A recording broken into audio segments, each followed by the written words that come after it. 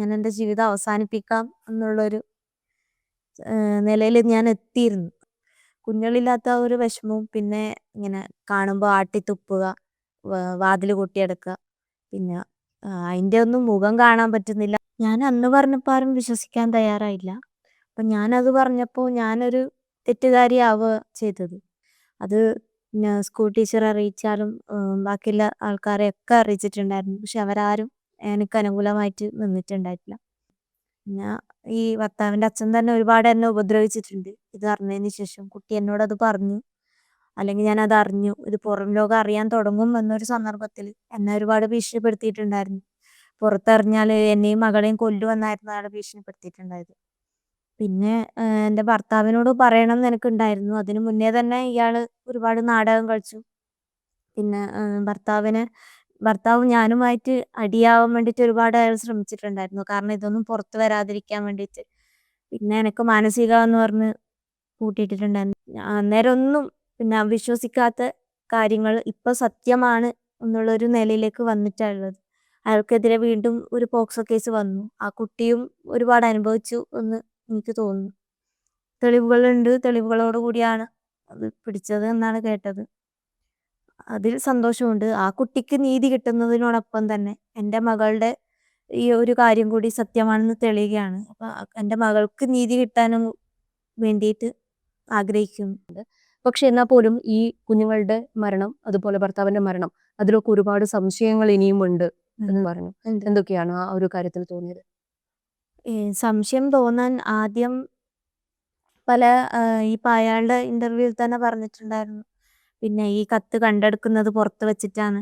പുറത്തുനിന്നാണ് കത്ത് കണ്ടെടുത്തിട്ട് അന്നപ്പാട് പോലീസ് സ്റ്റേഷനിൽ പോകുന്നെന്ന് പറഞ്ഞു. പിന്നെ പറയുന്നു, പിന്നെ അകത്ത് കയറി സാധാരണ പോലെ വീട് തുറന്ന് അകത്ത് കയറി കുളിച്ചിട്ട് പുറത്ത് വരുമ്പം ടേബിളിന്റെ മേലെയുള്ള സൂസൈഡ് നോട്ട് കണ്ടിട്ടാണ് പുറത്തേക്ക് പോകുന്നെന്ന് പറഞ്ഞു.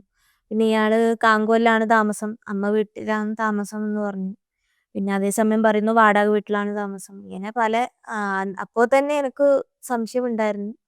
അതുകൂടാതെ ഇത് മരിച്ചിട്ട് ഒരു 6 മാസം 6 മാസമല്ല, ഒരു മാസത്തിന് ശേഷമാണ് ഞാൻ അറിയുന്നത് കുട്ടികളുടെ ബോഡി സാധാരണ 10 വയസ്സിന് താഴെയുള്ള കുട്ടികളെ സാധാരണ ദഹിപ്പിക്കാറില്ല.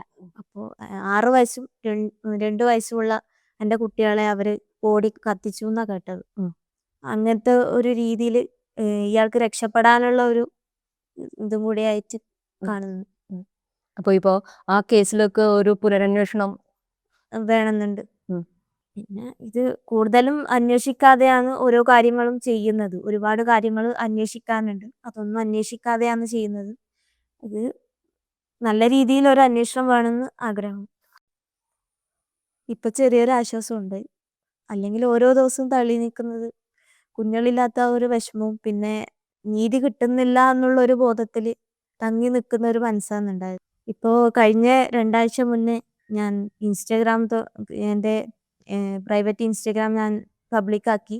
അതിനകത്ത് തെളിവുകൾ വെച്ചിട്ട് വീഡിയോ ചെയ്യാനൊന്നും എനിക്ക് അറിയുന്നില്ല. ഞാൻ എന്തോ വീഡിയോ എടുത്തോ അതേപോലെ തന്നെ പോസ്റ്റ് ചെയ്തിട്ട്, തെളിവുകളോടുകൂടി പോസ്റ്റ് ചെയ്തിട്ട് പിന്നെ ആത്മഹത്യ ചെയ്യാം എന്നുള്ള ഒരു തീരുമാനത്തിലേക്ക് ഞാൻ എത്തിയിരുന്നു. അപ്പോൾ അവസാനത്തെ ഒരു വീഡിയോ ചെയ്യാൻ എനിക്ക് എന്തോ തുടക്കം കിട്ടിയിട്ടില്ല. ഞാൻ അവസാനമായി ഒരു 2 വീഡിയോ കൂടെ ചെയ്ത് ഇട്ടിട്ടാകുമ്പം എനിക്ക് പറയാനുള്ളത് പറഞ്ഞിട്ട് ഞാൻ എൻ്റെ ജീവിതം അവസാനിപ്പിക്കാം എന്നുള്ളൊരു നിലയിൽ ഞാൻ എത്തിയിരുന്നു. കാരണം അത്രയും ഞാൻ മാനസികമായിട്ട് തളർന്നു. രാവിലെ എങ്ങനെയെങ്കിലും തള്ളി നീക്കുമെങ്കിലും രാത്രിയാകുമ്പോൾ കുട്ടികൾ വരുന്ന പോലെയും ഒക്കെ ഒരു ഫീലിംഗ് ആയതുകൊണ്ട്, സഹിക്കാൻ പറ്റാത്തത് കൊണ്ടും, പിന്നെ നാട്ടുകാർക്ക് വല്ലാതെ ഇങ്ങനെ കാണുമ്പോൾ ആട്ടിത്തുപ്പുക, വാതിൽ കൊട്ടിയടക്കുക, പിന്നെ അതിൻ്റെ ഒന്നും മുഖം കാണാൻ പറ്റുന്നില്ല എന്നുള്ള തരത്തിലുള്ള സംസാരമായിരുന്നു അവരുടെ ഭാഗത്തുനിന്നുണ്ടായത്. അപ്പം ഇതെല്ലാം കൊണ്ട് ഭയങ്കര മാനസിക ബുദ്ധിമുട്ട് അനുഭവിക്കുന്നതിനാൽ ജീവിതം അവസാനിപ്പിക്കാമെന്ന് വിചാരിച്ചതാണ്. ആ വീഡിയോ ചെയ്യുന്നതിൻ്റെ ഇടയിലാണ് ഇപ്പോൾ ഇങ്ങനെയൊരു സംഭവം നടക്കുന്നത്. അതുകൊണ്ട് തന്നെ വലിയൊരു ആശ്വാസം ഉണ്ട്. ദൈവമുണ്ട് എന്നുള്ളൊരു തെളിവും കൂടിയാണ്. പിന്നെ പറയുന്നത് അതങ്ങനെ തന്നെ ഉൾക്കൊള്ളാൻ പറ്റുന്നത്.